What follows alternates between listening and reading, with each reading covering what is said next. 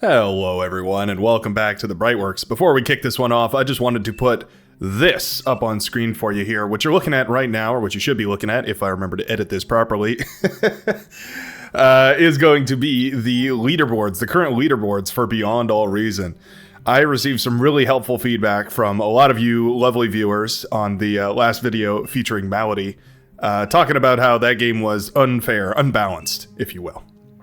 And to that I say, you're right. You're absolutely right. That game was not balanced. It was just good fun, and it was a great showcase of the difference between someone with tons and tons of experience versus someone with essentially none. But anyways, I wanted to show this up on the screen because I was curious myself who the current top players are, and well, there we have it. It looks like Claret is going to be on top today. So we'll get this match underway here by hitting skip over on this side. We'll clear away all these markers, and we will meet our blue team leader. Spawning on the eastern side, we have TZN Claret, current #1 champion on the team leaderboards. Very excited to see what they come out with. The reason I picked this game is because, as you can see over on the right-hand side, bottom right-hand side, we have a very even matchup here today. We have TZN matching up with MBT, good old mom's boy toy, our red team leader, spawning on the western side here. Going to be an interesting matchup because both of them are in mirrored but opposite tech positions here. They're in the backline positions here, which is... it'll be interesting. It should be good fun to see, but also because everyone else on these teams have a decent counterpart on the other team. Of course, it's never going to be perfectly balanced. The game's just, they're organized by the players for the players, and, that means that there's going to be these little discrepancies here and there, but this was basically the highest level of Beyond All Reason I could find that I felt was pretty balanced. Haven't seen this game, so who knows? Could be a total one-sided curb stomp, but I doubt it. These players are all very, very skillful, so I'm sure that this is going to be a interesting match. Slow to get some units out. I don't see anything immediately right now. Everyone is really working on that economy. Kind of a difference from what we usually see on the lower lobbies. Typically, it is a rush to get those units right out, and maybe the pros are thinking that that's not the right way to do it. There are some names here that I don't recognize, but for the most part, I do recognize a whole lot of these players. Lovely XD is a name that I don't recognize, but at 43 true skill and silver chevrons, they've definitely been around a while, so welcome to the Brightworks. Lovely XD, happy to have you here. LSR, Demon Dread, Screwish, Zydeca, all people that I recognize here, and it looks like, at least for the time being, Barcode is going to be the get a unit out and about on the field award winner. We've got a Rascal trying its very best. Oh, okay. Well, it will get shot down by a grunt, but, you get an A for effort. Gonna hand it to you, Barcode. Very nicely done. Meanwhile, Claret will be doing the same thing, although, again, these will be shot down. Well, one of them will be shot down by a grunt. It's unlikely that we're gonna slip any damage in with these super skillful players here, but certainly the scouting is nice. Oh, okay, we did get the rover around. Somehow this bad boy managed to sneak past enemy lines, and it is going to, at the very least, find out who they're going up against in the middle of the map, but at best, it would maybe even be able to get a kill or two here. Pick off a metal extractor. We do see a...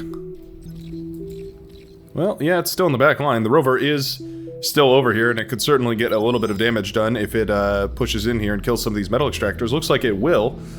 And that's going to be a nice little hit from Claret. As far as damage goes in the early game, it's minimal, but it's still very, very worth it when you consider the... no, finished off.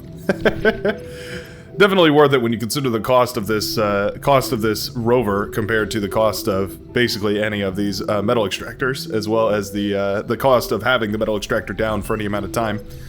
Yeah, definitely going to be worth it here. You can see just how quickly the front lines are established, with Zydeca pushing up, over, and through the hills. Caliburn moving in for the D-gun, using that new Commander HP boost, or resistance boost, I guess you might call it, in order to D-gun that turret away. This is the new meta here. You stand in front of the turret so that if the commander tries to D-gun it, your commander absorbs the D-gun shot, and the turret will continue upwards. New-ish meta. It's been around for a little while. MBT says, that's GG. Not sure what he's talking about exactly here. There's a lab up here. Very nice, by JREXP, or JREXP. Very, very nice. Yeah, getting this lab up does allow you to apply pressure in sort of a unique way. MBT is moving the commander forward. I wonder what we're going to be doing with that. You can see these players, it's so hard for me to keep up. There's just action happening all over the place. They can micro so many different things, and with 8 different people per team microing a different thing, I'm just bound to miss things here and there. We have transport drops for the commanders to get them into position. We have run-bys happening over here. We have little bombing runs with a couple of these T1 Cortex bombers. Caliburn setting up a front lines here, as well as Kuyama 001. Barcode is being pushed in a little bit here by Skirmishes and Zytka, who are applying an even amount of pressure. But at the moment, nobody has claimed this southern mountain, which I think is something that Barcode definitely should invest in. Get the commander up there, get some LLTs up there, but at the moment, Skirmishes is thinking about it, and we're just waiting on the constructor. So, Skirmishes is happily going to capture this, and that will be a nice little metal boon, and if we could get the geothermal plant up, that's going to be a huge energy boost, at least in the early game. Kayuma going for that blitz-heavy army, but we do have the Januses out, and the Januses are very good against those blitzes. You just have to be careful not to get swarmed.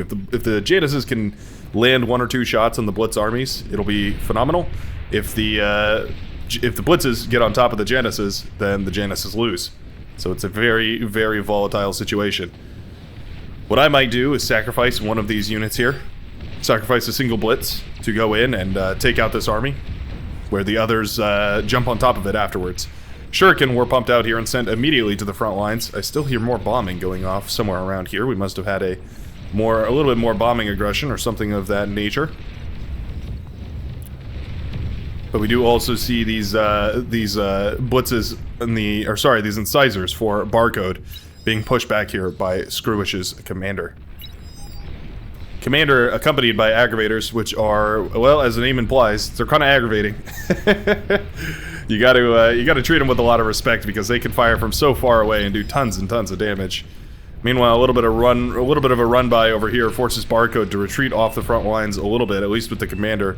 But with just the aggravators that we have on hand, these frontline LLTs are going down quickly. Caliburn versus Zytka for the middle of the map here. We are trying to protect this heavy laser turret, trying to keep this thing going up. Caliburn doing his best to body block for this turret here. 25 seconds left on that bad boy, but if we can keep it up and running, it will be a tremendous boost to the firepower in the middle of the map here. Skirmish has realized he needs to go deal with that, so he's moving the commander in, but the LLT does come up, and that's going to start firing away at Skirmish right away. Oh, Caliburn moving into position here. Oh, and he doesn't get it. The heavy laser turret does go down to Skirmish, and then Caliburn gets sniped. Wow, that's going to be a huge hit to the metal deposits here for the our light blue player here, our seafoam blue player. Guess I can't say that. You might have noticed that the colors had a bit of a rework in the most recentest of updates. Yeah, it's tricky for me because now I've got to learn a whole new color palette. The ticks are finally swarming outwards here, as they do move out and down and around from the JRXP's forward laboratory position. They are going to start swarming up the ramp here, and this could be a lot of damage. Forward T2 vehicle, forward T2 vehicle bay. Almost thought I messed that one up, but nope, that's right. T2 Armada vehicle bay. I do like that this is Armada as opposed to Cortex. I think this is going to be a little bit more useful here. These ticks decide to just snipe the geothermal plant and take their cut their losses there. Armada T2 vehicles are very powerful. They have that console which can build all of the T2, well, a lot of the T2 bots, the T2 Hound, as well as the Gunslinger, which is very powerful. It also can produce those T2 constructors, of course, which you can use to build those T2 metal extractors, get that T2 economy up and running, fusion reactors, advanced fusion reactors, all that good stuff. A bunch of missile trucks were brought out here in the middle of the map. They're great, and once you snowball them to enough numbers that they can actually do damage, ooh, they can be super tremendous, but at the moment, the commander is much more dangerous than any amount of missile trucks ever will be. Grave Robbers are already on the front lines. That's another mark of these pros here, is they always have resurrection bots and Grave Robbers, you know, all that good stuff on demand on the front line, able to eat up this juicy metal, and that's really, really nice to see. Likewise here, we do have the res bots out and about. We have the missile trucks acting as a forward buffer here. Not exactly where you want them. They're very, very paper thin. They can go down exceptionally easily. Shurikens are getting a tremendous amount of value. I really like what we're doing with the Shurikens this game. They've definitely been worthwhile. Kayuma, I'd love to see a D-gun this wreckage. It's only 128 metal left, so it's not, you know, not the end of the world. But I still would love to see it. It looks like Claret has gone right up to a T2 bot lab and is going to start pumping out those T2 hounds, as well as a radar bot here. Fire support on the front line is going to help burn down a whole lot of those T1 spam units, those grunt, those, you know, the pawns, the ticks, the thugs, all that T1 stuff is going to fall relatively quickly to those hounds. They provide a tremendous amount of firepower. Clue, in a lot of trouble here. Commander is getting real low, and it looks like we're thinking about just moving in with the commander. Going to do a little bit of a commander bomb. Try and kill all this army. Yeah, that was nice. We took out quite a few of those artillery pieces, and it's just the tanks left. We do have a decent-sized army, so if we can take a good engagement here, this could definitely turn in the favor. Lovely XD is going to have to hold this position as well as they can. Oh, commander, getting real low. 2% left on that commander. That could have been really bad. If one more volley had landed on that commander and wiped it out, it would have taken out all of those tanks. And that could have been really, really devastating. Resbots here, in charge of patching up all these units, getting them back up into tip-top shape. Going to be folding them back into the army and making sure that all of their sockets, spurs, gears, and other implements are well-ordered. Well-fashioned. Yep. If we can take out one tank at a time, it's gonna be really good. That'll be tremendous. In fact, we'll have to check back in on this battle and see how it's going down there. Because meanwhile, Barcode has continued pushing forward here. Looks like Screwish has what has Screwish been up to? Screwish is getting caved in here. I guess it's just the combined efforts of two different players here. We have Claret as well as Barcode working in tandem, doing a great job at it for what it's worth. Making sure to continue to apply pressure. Screwish is trying to build up that T2 economy. We do have a T2 engineer over here building up some of these T2 metal extractors. So eventually, once we stop upgrading that metal economy, units are going to be pouring out at a pace. Missile trucks here in enough numbers to certainly scratch up a whole lot of these. They're voting to kick Mom's boy toy. That's interesting. Very interesting decision here. MBT is going for some tech in the back line, as well as this T2 lab up on the front. We got the advanced geothermal coming up here. A little bit of aggression over on this side, but a lot of that T1 was just mopped up by some of these flame-spitting fiends who do kill all of it in mere moments. Meanwhile, the Hounds disassembling this front line. LSR taking hits. Those Hounds do a lot of damage. They definitely can lay down some punishment. And you can't underestimate them. Screwish in a lot of trouble here. His units have swarmed the base. There's no focused target though, so unfortunately, for wait, who was that? Kayuma? Yeah, Kayuma's units there. Kayuma's units were not able to do a tremendous amount of damage. Really nicely done, spreading out the build power so it doesn't all just chain react. Counteracted by the fact that we have so much metal and T1 solar panels when we really could be going up to T2 at this point. Oh, we are going up to T2 at this point. Very nice. Yeah, I think we might as well start, since we're already going to be reclaiming and resurrecting a whole bunch of our base, we might as well just eat up a lot of those T1 solar panels while we're at it, and turn it into some more units. T1 medium tanks here. This is a lot of them. That's going to be a whopping 16 medium tanks. Ooh, Commander went down here, and it looks like, was that Clue? Yeah, it is Clue. Clue got a really nice engagement there and was able to take down the commander. Now, a couple of these bots are falling to this artillery, but I think if they are repaired back up to nominal specs and they manage to continue applying pressure, this could suddenly turn in the favor of our Canadian hero here. Bombers getting shot down by fighters. We don't have any fighter escorts for them, and I would love to see some fighters being produced here. We do have a couple of fighters, but they are being held in reserve at the moment. We're not going to use them. We don't want to lose that air wall at all. That would be really devastating. That could do a lot of damage. These Hounds are sort of just standing here, currently. Fighters are coming in, and they're right in the nick of time as all of these shuriken get blasted down. That was actually a really, really important timing. Those fighters were just in time there. If those shuriken had been able to paralyze this army, it could have been a whole different story for these Hounds. But really nicely done there by the Air Forces here of Nazah.